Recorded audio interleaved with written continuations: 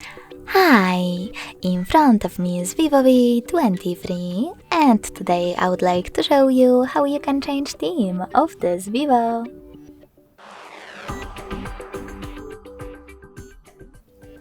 You need to begin by opening an app called Themes and tapping on Recommended or Categories at the bottom.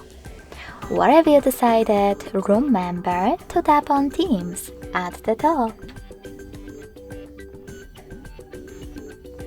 If you wish to, you can also click on the search bar instead and type in wherever you want to, like below.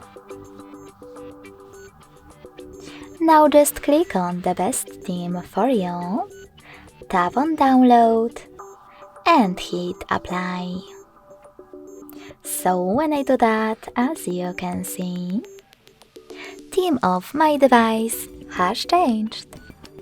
If you wish to go back to your default theme, you can always do that by accessing settings, choosing lock screen and wallpaper, and tapping on themes at the top right corner.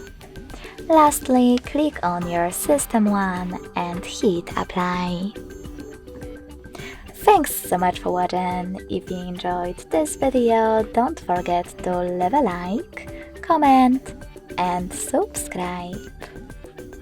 Bye!